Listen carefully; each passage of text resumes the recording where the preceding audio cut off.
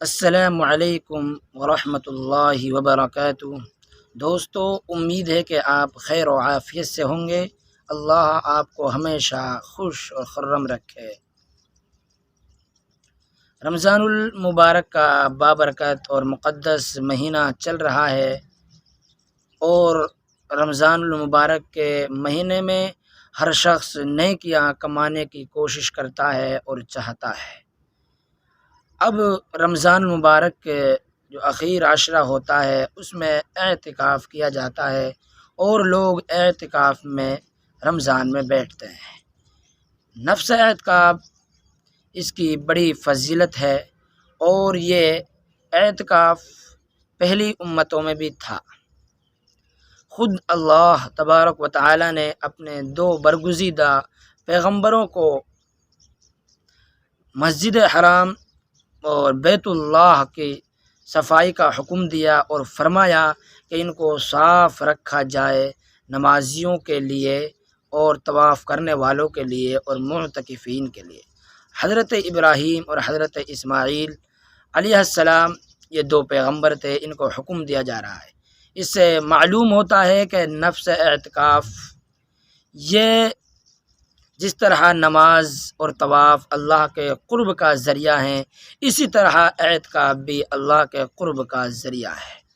اور اللہ تبارک و تعالی دو برگزیدہ پیغمبروں کو معتکفین کی جو جگہ ہے، قیام ہے، اس کے صاف رکھنے کا حکم دے رہے ہیں، اور ان کی خدمت میں دو پیغمبروں کو لگا رہے ہیں۔ معلوم ہوا اعتکاف اللہ کے قرب کا ایک اہم اور ایک خاص ذریعہ ہے۔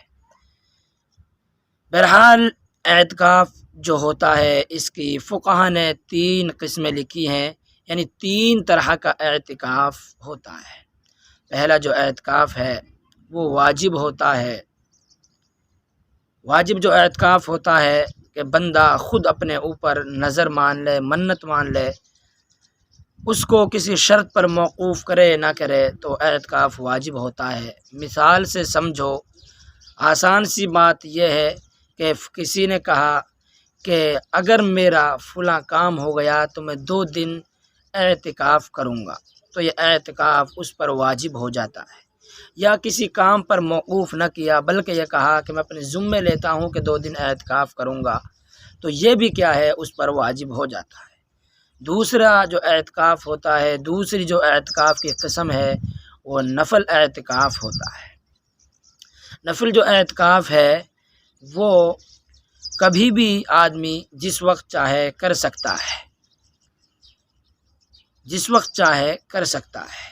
کہ آدمی مسجد میں جا رہا ہے نماز ادا کرنے کے لیے، اعتکاف کی نیت کر لے تو نفل اعتکاف ہے۔ 1 دن کی اعتکاف میں بیٹھ جائے بغیر نظر مانے، منت مانے، وہ کیا اعتکاف ہے، تو نفل اعتکاف بھی ہوتا ہے۔ تیسری جو قسم ہے اعتکاف کی وہ سنت ہے، جس کو فقہا نے سنت علی الکفایہ لکھا ہے۔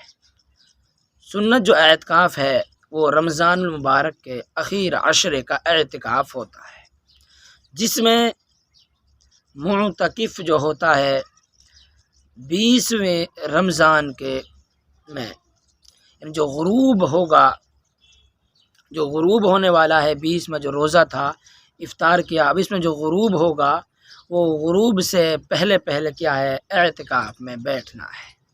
اگر کوئی شخص غروب سے پہلے اعتکاف میں نہیں بیٹھا بلکہ عشاء کے وقت اعتکاف بیٹھا، تو امام ابو حنیفہ رحمۃ اللہ علیہ کے نزدیک اس کا اعتکاف جو سنت ہے وہ ادا نہیں ہوگا، نفل شمار ہوگا۔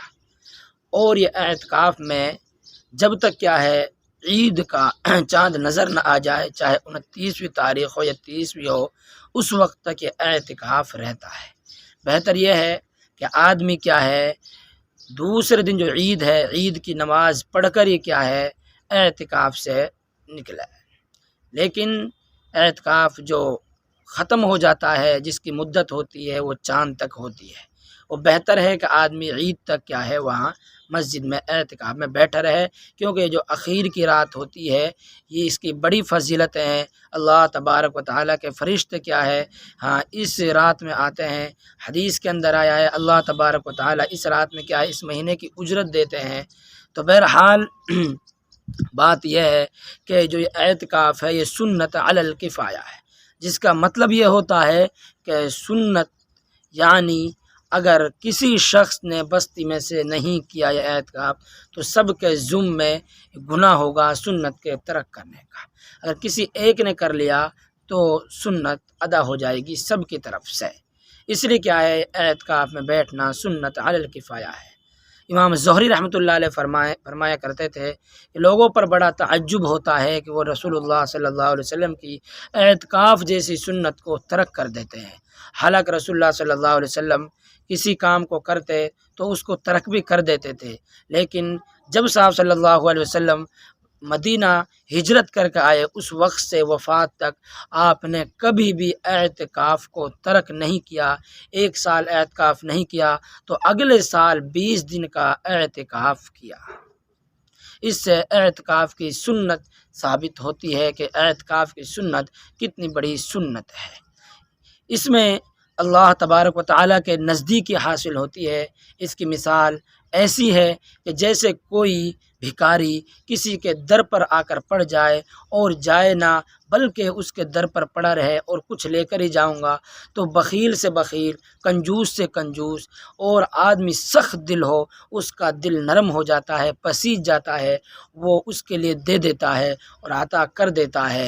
اور جب کوئی بندہ اللہ کے دربار میں آ کر پڑ جاتا ہے تو اللہ تبارک و تعالیٰ تو کیا ہے بخشنے کے بہانے ڈھونڈتے ہیں، اس کی رحمت کیا ہے عام ہے، وہ بہانے تلاش کرتے ہیں، تو اللہ تبارک و تعالیٰ کے کوئی در پر آ کر اعتکاف بیٹھ گیا، در پر پڑ گیا، اللہ مغفرت کر دے تو اللہ تبارک و تعالیٰ بندے کے سارے گناہوں کو معاف کر دیتا ہے۔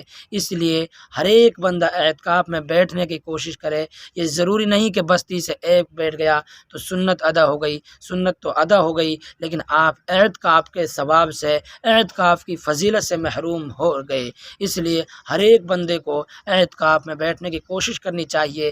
یہ نہیں کہ ایک بیٹھ گیا تو کافی ہے، بلکہ جہاں تک ہو سکے ہر ایک یہ بیٹھنے کی کوشش کرے میں بھی اعتکاف میں بیٹھوں گا، میں بھی رسول اللہ صلی اللہ علیہ وسلم کی اس سنت کو ادا کروں گا۔